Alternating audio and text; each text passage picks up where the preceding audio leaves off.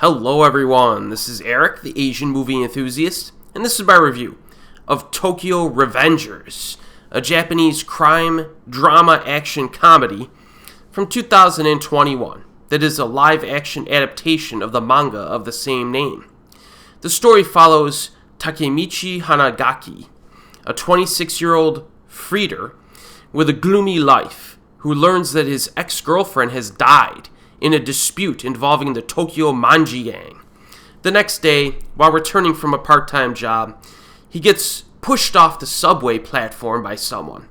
As he is about to get hit by the train, he jumps back in time and has returned to the year he was dating the girl. He makes the decision to do everything he can to prevent her death. So Tokyo Revengers kind of made its way onto my radar because it has a pretty good reputation online. Some of its fans have declared it to be one of the better live-action manga adaptations in recent memory, so I decided to check it out. Essentially, I think it's a moderately entertaining movie, a term that I use quite often on this YouTube channel, but, in my opinion, it does lack some things that could elevate it to, classic status. So this film starts rather abruptly, with a Yakuza being run down by a car inside of a parking garage, by a man with glasses and a young dude with a weird tattoo. It appears to be a Yakuza conflict over territory. Then we meet our protagonist, who's a normal guy with a lower-end job, not especially successful, ambitious, or talented, so a lot of us can relate to him.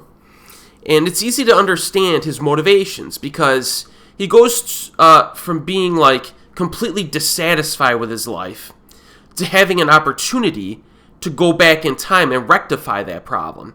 His failures are presented very early on in the movie, and he has difficulty kind of overcoming those failures throughout the film.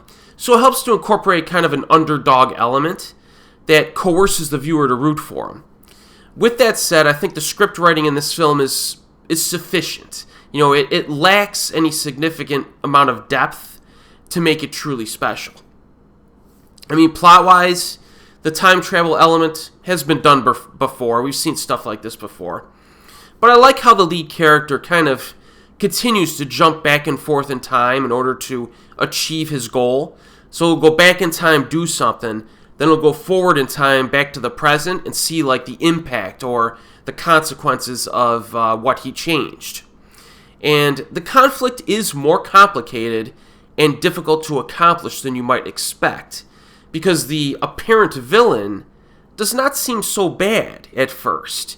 You begin to question if he is in fact responsible for the girl's death. And I probably enjoyed that aspect of the story the most. In fact, I enjoyed Ryo Yoshizawa's performance the most. And he is that character, despite the fact he's in a supporting role. You're not really sure what to make of him at first. You're like, this guy... Is this guy really responsible for this girl's death or not? And that allows some nuance, because he's kind of likable. He also infuses a nice dose of charisma to the proceedings. I think he's the most charismatic actor, or at least gives the most charismatic performance. Now, the lead actor, Takumi Kitamura, he's decent enough to follow, but I don't think he elevated the material or anything. Performances overall are good enough, but again, I think the standout is Ryo Yoshizawa.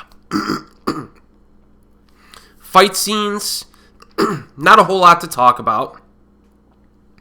There are a handful of them, and they're typical of Yakuza movies. Lots of basic punches and kicks, some good moments here and there. There's enough fighting to kind of keep you in the movie, in terms of giving you that dose of action that you want. They're effective, but nothing special. So you can see a theme for this review.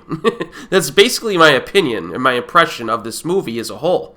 It's effective, it's pretty good, but nothing special. It's worth a watch maybe one time, but I don't really see myself watching this again in the near future. If I compare this to some of the other manga adaptations that I've been covering recently, stuff like the Fable movies or Hell Dogs, I realize that Tokyo Revengers will take a lower priority to those when I'm deciding on what films I would like to revisit. And that's not even including like some of the best manga adaptations, like the, Rurouni Kenshin films. So I do moderately recommend Tokyo Revengers. It's currently available streaming on Crunchyroll.